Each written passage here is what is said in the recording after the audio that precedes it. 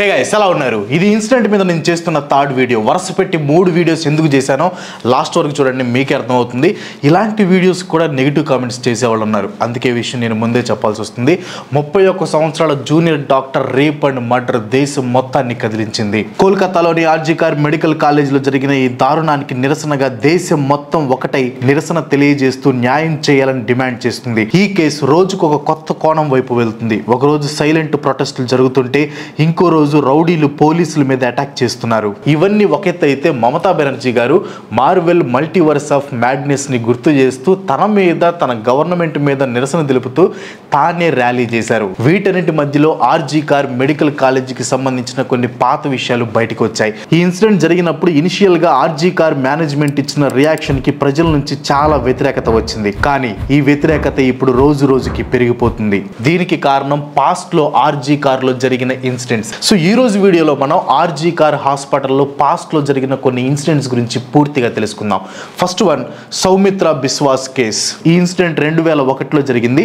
RG Kar medical కాలేజీలో 4th year చదువుతున్న 23 సంవత్సరాల సౌమిత్ర బిశ్వాస్ అనే స్టూడెంట్ తన హాస్టల్ రూమ్ లో ఉరివేసుకుని చనిపోయాడు. సౌమిత్ర ఉరివేసుకున్నా కానీ అతని రూమ్ లో ఎటువంటి సూసైడ్ నోట్ లభించలేదు. సో కాలేజ్ మేనేజ్మెంట్ ఇంకా పోలీసులు సౌమిత్రది సూసైడ్ అని డిక్లేర్ చేశారు. కానీ సౌమిత్ర బిశ్వాస్ ఫ్యామిలీ మాత్రం అది సూసైడ్ అని ఒప్పుకోలేదు. ఏం జరిగిందో ఇన్వెస్టిగేషన్ చేయాలి అని డిమాండ్ చేశారు. దాంతో కలకత్తా హైకోర్టు కేసుని సిఐడికి అప్పగించింది. ఇన్వెస్టిగేషన్ చేస్తున్న టైంలో అదే ఆర్జీకార్ కాలేజీకి చెందిన ఆరోమితా దాస్ అనే మెడికల్ స్టూడెంట్కి సౌమిత్ర మరణంతో లింక్ ఉంది అనే అనుమానంతో సిఐడి పోలీసులు ఆమెను అరెస్ట్ చేశారు. అరెస్ట్ అయితే చేశారు కానీ ఇన్వెస్టిగేషన్ ముందుకెళ్ళలేదు. దాంతో ఆరోమితా దాస్ని వదిలేశారు. సిఐడి వాళ్ళు ఆర్జీకార్ కాలేజీలోని స్టూడెంట్స్తో పాటు SFI members and CPM students wing వాళ్ళని కూడా క్వశ్చన్ చేశారు. కానీ కేసుని ముందుకు తీసుకుని వెళ్ళే ఎటువంటి ఆధారాలు వాళ్ళకి దొరకలేదు. సౌమిత్ర మరణానికి కారణం అతని ఫ్రెండ్సే అని, క్యాంపస్లో జరిగే ఇండీసెంట్ యాక్టివిటీస్ గురించి సౌమిత్ర తెలుసుకొని బయట పెట్టబోతున్నాడు అనే కారణంతోనే ప్లాన్ చేసి సౌమిత్రని అతని ఫ్రెండ్సే చంపేశారు అని సౌమిత్ర తల్లి ఆరోపణలు చేశారు. కానీ ఈ ఆరోపణలను బలపరిచే ఆధారాలు సిఐడికి దొరకలేదు. అప్పట్లో ఈ ఇన్సిడెంట్కి సంబంధించి కొన్ని రూమర్స్ బయటకు వచ్చాయి. ఆర్జీకార్లో పోర్నోగ్రఫీ ఇంకా ప్రాస్టిట్యూషన్ జరిగేదంట. అది కూడా పెద్ద పెద్ద డాక్టర్స్ ప్లానింగ్తో. వీటి గురించి చాలా స్టూడెంట్స్కి తెలుసు. వాళ్ళల్లో సౌమిత్ర కూడా ఒకరు. మొదట్లో సౌమిత్ర వీటి గురించి పెద్దగా పట్టించుకోలేదు. కానీ ఎప్పుడైతే సౌమిత్ర ఫ్రెండ్ ఫేస్ని మార్ఫ్ చేసి ఈ యాక్టివిటీస్లో వాడారో అప్పుడు సౌమిత్ర వీటి గురించి బయట పెట్టాలి అని డిసైడ్ అయ్యాడంట. కానీ కొంతమంది డాక్టర్స్ ఇంకా స్టూడెంట్స్ ప్లాన్ చేసి సౌమిత్రాన్ని చంపేసి సూసైడ్ లాగా క్రియేట్ చేశారు అంటూ కొన్ని రూమర్స్ బయటకు వచ్చాయి. అంతేకాదు ఆర్జీకార్ కాలేజ్లోని హాస్టల్స్లో ప్రాస్టిట్యూట్స్ని తీసుకొని వచ్చి పోర్నోగ్రఫీ షూట్ చేసేవాళ్ళంట. కొన్నిసార్లు అయితే డైసెక్షన్ కోసం దాచిపెట్టిన డెడ్ బాడీస్తో కూడా షూట్ చేసేవాళ్ళంట. ఇవన్నీ నిజమని ప్రూవ్ చేసేలా సౌమిత్ర సూసైడ్ చేసుకున్న పక్క రూమ్లో షూటింగ్ ఎక్విప్మెంట్ కూడా దొరికింది. కానీ కారణం ఏంటో తెలియదు. కానీ పోలీసులు వీటి గురించి ఎంక్వైరీ చేయకుండా సౌమిత్ర కేసుని సాల్వ్ చేయకుండానే పక్కన పడేశారు. Series of suicides.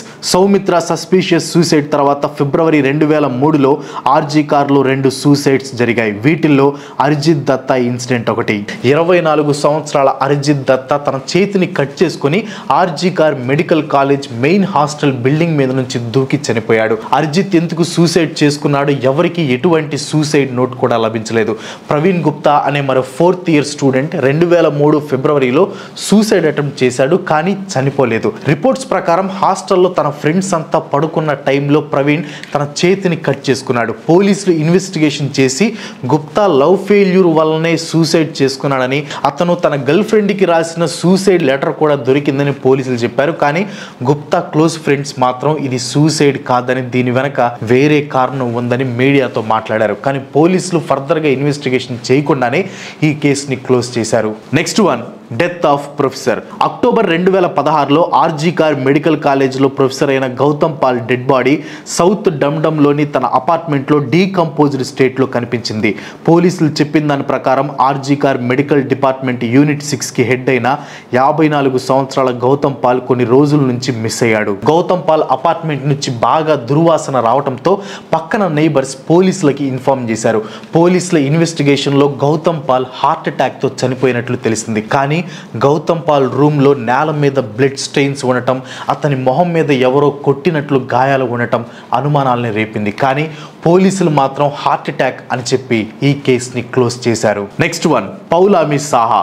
May 2020 Covid టైంలో పౌలామి సాహా అనే 25 సంవత్సరాల junior doctor RG Kar హాస్పిటల్లోని emergency building మీద నుంచి దూకి చనిపోయింది. సిక్ నియోనటల్ కేర్ యూనిట్లో సెకండ్ ఇయర్ పోస్ట్ గ్రాడ్యుయేషన్ చేస్తున్న పౌలామి ఎమర్జెన్సీ బిల్డింగ్ 6th ఫ్లోర్ నుంచి దూకింది. పోలీసుల రిపోర్ట్ ప్రకారం అరౌండ్ 11 AM కి తన షిఫ్ట్ మొదలవడానికి ముందు పౌలామి సూసైడ్ చేసుకుంది. పోలీసులకి ఎటువంటి సూసైడ్ నోట్ లభించలేదు. పౌలామి చాలా రోజుల నుంచి డిప్రెషన్తో బాధపడుతున్నట్లు పోలీసులు తెలిపారు. పౌలామి 6th ఫ్లోర్ నుంచి దూకింది అని పోలీసులు చెప్తే ముంబై మిర్రర్ న్యూస్ పేపర్ మాత్రం పౌలామి 11th ఫ్లోర్ నుంచి దూకింది అని రిపోర్ట్ ఇచ్చింది. Drug over dose. Last year 23 సంవత్సరాల సువోరో Jiti Das drug over dose తో చనిపోయాడు. ఆ టైంలో ఇతను ఆర్జికార్ లో ఇంటర్న్షిప్ చేస్తున్నాడు. పోలీసులు కేసు ముందు నుంచి అన్యాచురల్ డెత్ అని ఫైల్ చేసి ఆ తర్వాత డ్రగ్ ఓవర్ డోస్ అని డిక్లేర్ చేశారు. యాంటీ డిప్రెసెంట్ మెడిసిన్ అధికంగా తీసుకోవడంతో దాస్ తన రూమ్ లో అన్కాన్షియస్ అయి పడిపోయాడు. ఫ్యామిలీ మెంబర్స్ అతన్ని వెంటనే క్రిటికల్ కేర్ యూనిట్ కి తీసుకుని వెళ్లారు. కానీ దాస్ ని కాపాడలేకపోయారు. ఎటువంటి సూసైడ్ నోట్ లభించకపోవడంతో పోలీసులు డ్రగ్ ఓవర్ డోస్ అని కేసుని క్లోజ్ చేశారు. Molest complaints. లాస్ట్ ఇయర్ మేలో తనని 3 డాక్టర్లు మొలెస్ట్ చేశారని ఆర్జికార్ మెడికల్ కాలేజ్ లో పనిచేసే ఇంటర్న్ తలా పోలీస్ స్టేషన్ లో కంప్లైంట్ ఇచ్చింది. పోలీసులు 354 and 509 ఆఫ్ ఐపీసీ సెక్షన్స్ కింద కేసు ఫైల్ చేశారు. కేసు అయితే ఫైల్ చేశారు కానీ ఆ 3లో ఎవరిని అరెస్ట్ చేయలేదు. ఆ 3 డాక్టర్లు దాదాపు 2 నెలల నుంచి ఇంటర్ని ఇబ్బంది పెడుతూ వచ్చారు. వాళ్ళు పెట్టే బాధను తట్టుకోలేక ధైర్యం తెచ్చుకొని ఆ ఇంటర్న్ పోలీసులకి కంప్లైంట్ ఇచ్చింది. కానీ పోలీసులు మాత్రం ఎవరిని అరెస్ట్ చేయకుండా ఈ ఇష్యూ గురించి హాస్పిటల్ అఫీషియల్స్ కి ఇన్ఫార్మ్ చేసి ఇన్వెస్టిగేషన్ లో హెల్ప్ చేయాలి అని మాత్రమే కోరారు. And next one, incompetence. 2019 August 15న శంభునాథ్ దాస్ అనే అతనికి రోడ్ యాక్సిడెంట్ లో తలకి దెబ్బ తగిలింది. అతని ఫ్యామిలీ వాళ్ళు అతన్ని ఆర్జికార్ హాస్పిటల్లో జాయిన్ చేశారు. ఆగస్టు 18న అతను చనిపోయాడు. యాక్సిడెంట్ అవ్వడంతో ప్రొసీజర్ ప్రకారం అతని బాడీని పోస్ట్ మార్టం కి పంపించారు.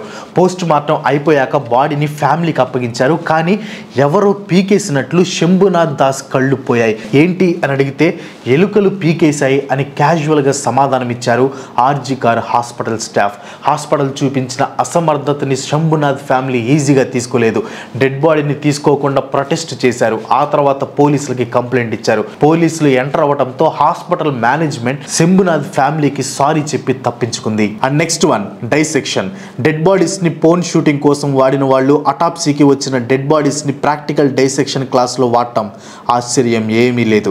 RG Kar medical college and hospital వాళ్ళు అటాప్సీ కోసం తీసుకుని వచ్చిన బాడీస్ ని ఈఎన్టీ డివిజన్ స్టూడెంట్స్ కి జరిగే వర్క్ షాప్ లో ప్రాక్టికల్ స్టడీస్ కోసం డైసెక్షన్ కి వాడుతున్నారు అనే న్యూస్ 2023లో బయటకు వచ్చింది. ఈఎన్టీ స్టూడెంట్స్ వర్క్ షాప్ కి 5 డెడ్ బాడీస్ అవసరం అవడంతో అటాప్సీ కోసం తీసుకువచ్చిన డెడ్ బాడీస్ ని తీసుకుని వెళ్ళమని RG Kar principal doctor Ghosh permission ఇచ్చినట్లు ఆ డెడ్ బాడీస్ కి చెందిన ఫ్యామిలీస్ ఆరోపించారు. అండ్ నెక్స్ట్ వచ్చేసి డాక్టర్ సందీప్ ఘోష్.